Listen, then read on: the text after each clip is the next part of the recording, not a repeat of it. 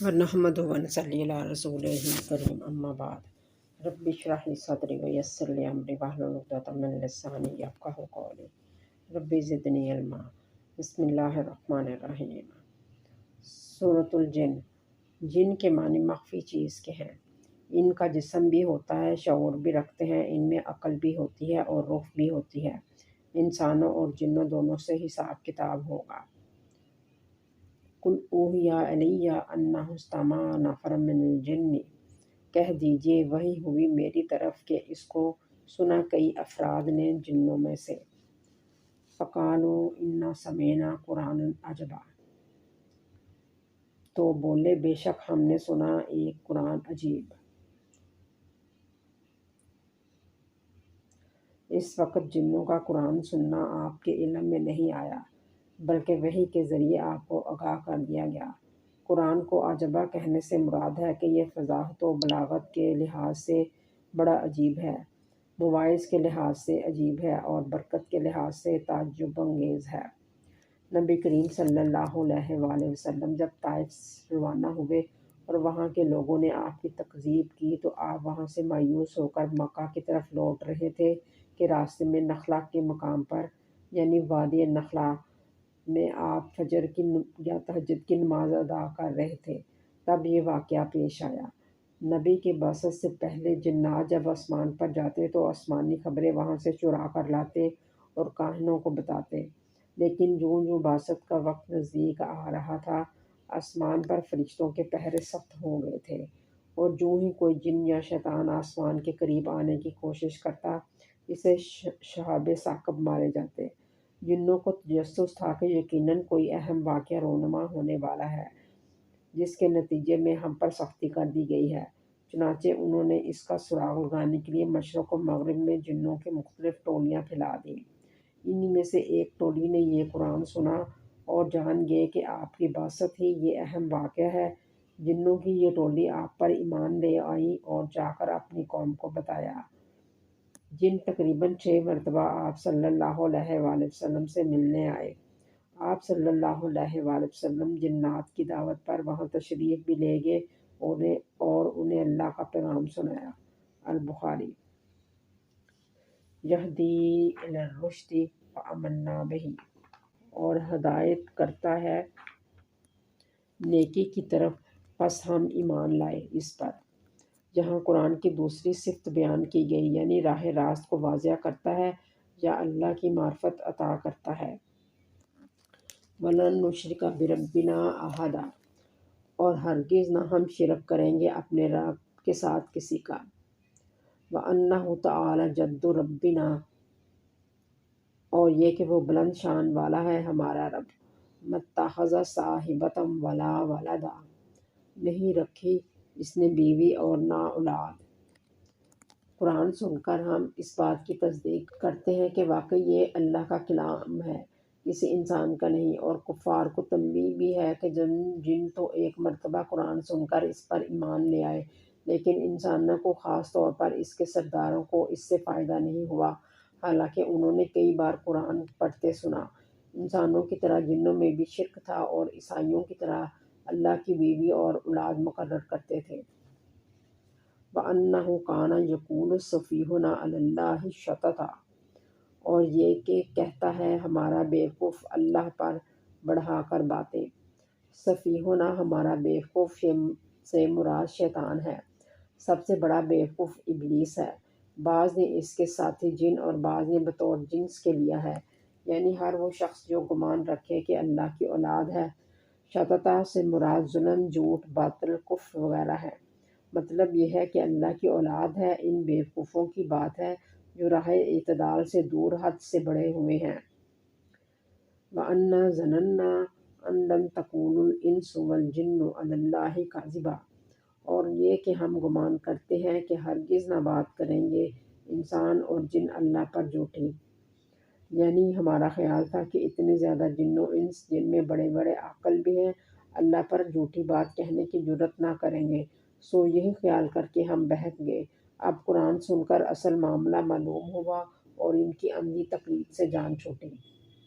وَأَنَّهُ كَانَ رِجَالٌ مِّنَ الْإِنسِ، اور یہ کہ وہ تھا آدمی انسانوں میں سے، یعوذون برجال من الجن فزادوہم رہقا، پناہ پکڑتے تھے آدمیوں کی جنوں میں سے، پھر وہ زیادہ سر چڑھنے لگا۔ عرب میں جہالت تھی کہ جنات سے غیب کی خبریں پوچھتے، ان کے نام کی نظر و نیاز کرتے، اور جب کسی قافلے کا گزر کسی خوفناک وادی میں ہوتا تو کہتے اس جگہ کے جنوں کا سردار جو ہے، ہم اس کی پناہ میں آتے ہیں تاکہ وہ دوسرے جنوں سے ہمیں بچائے۔ اس بات سے جنات اور زیادہ مغرور ہو گئے اور انسانوں کے عصیان و طغیان میں بھی اضافہ ہوا۔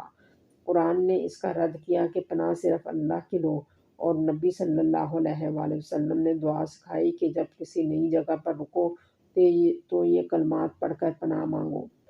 وَأَنَّهُمْ ظَنُّوا كَمَا ظَنَنْتُمْ أَن لَّن يَبْعَثَ اللَّهُ أَحَدًا، اور یہ کہ وہ گمان کرتے تھے جیسے تم گمان کرتے تھے کہ ہرگز نہ اٹھائے گا اللہ کسی کو، یعنی انسانوں نے بھی جنوں کی طرح یہ گمان کر لیا تھا کہ اللہ کسی کو نہ بھیجے گا، مبعوث نہ کرے گا۔ وَأَنَّا لَمَسْنَا السَّمَاءَ فَوَجَدْنَاهَا، اور یہ کہ ہم نے ٹٹولا آسمان کو پھر پایا اس کو، مُلِیَتْ حَرَسًا شَدِیدًا وَشُہُبًا، پھر رہے ہیں چوکیدار سخت اور انگارے۔ وَأَنَّا كُنَّا نَقْعُدُ، اور یہ کہ ہم بیٹھا کرتے تھے ٹھکانوں پر، مِنْهَا مَقَاعِدَ لِلسَّمْعِ، سننے کے لیے، پھر جو کوئی فَمَنْ يَسْتَمِعِ الْآنَ يَجِدْ لَهُ شِهَابًا رَصَدًا، اب جو کوئی سننا چاہے وہ پاتا ہے اپنے لیے انگارہ گات میں۔ یعنی شیطان یا جنات میں سے جو کوئی قرآن کو یا خفیہ فیصلوں کو آسمان پر سننا چاہتا ہے اس کے لیے انگارے ہیں۔ وَأَنَّا لَا نَدْرِي أَشَرٌّ أُرِيدَ بِمَنْ فِي الْأَرْضِ، اور یہ کہ ہم نہیں جانتے برا ارادہ ہے جو زمین پر ہے اس کے ساتھ، ام اراد بہم ربہم رشدا، یا ارادہ ہے اس کے ساتھ ان کے رب کا نیکی کا۔ وَأَنَّا مِنَّا الصَّالِحُونَ وَمِنَّا دُونَ ذَلِكَ، اور یہ کہ ہم میں سے نیک ہیں اور ہم میں سے کون اس کے سوا ہے۔ کُنَّا طَرَائِقَ قِدَدًا، ہم ہوئے کئی راہوں پر پھٹے ہوئے، یعنی ہم مختلف فرقوں میں بٹے ہوئے ہیں، جنات بھی، مسلمان، کافر، یہودی، عیسائی، مجوسی وغیرہ ہیں۔ وَأَنَّا ظَنَنَّا أَن لَّن نُّعْجِزَ اللَّهَ فِي الْأَرْضِ وَلَن نُّعْجِزَهُ هَرَبًا، اور یہ کہ ہم گمان کرتے تھے کہ ہرگز نہ ہم عاجز کر سکیں گے اللہ کو زمین پر، اور نہ ہم عاجز کر سکیں گے اس کو بھاگ کر۔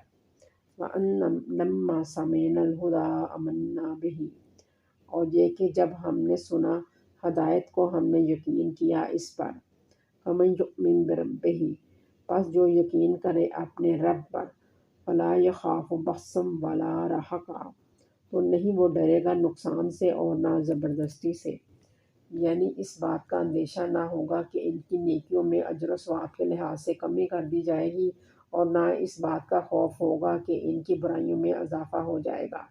وَأَنَّا مِنَّا الْمُسْلِمُونَ وَمِنَّا الْقَاسِطُونَ، اور یہ کہ ہم میں سے فرما بردار ہیں اور ہم میں سے بے انصاف ہیں۔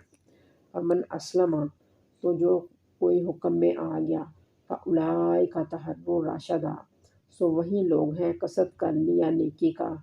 وَأَمَّا الْقَاسِطُونَ فَكَانُوا لِجَهَنَّمَ حَطَبًا، اور جو بے انصاف ہیں تو ہوئے جہنم کا ایندھن۔ جہاں تک جنات کی گفتگو ختم ہو گئی، آگے اللہ کا کلام ہے۔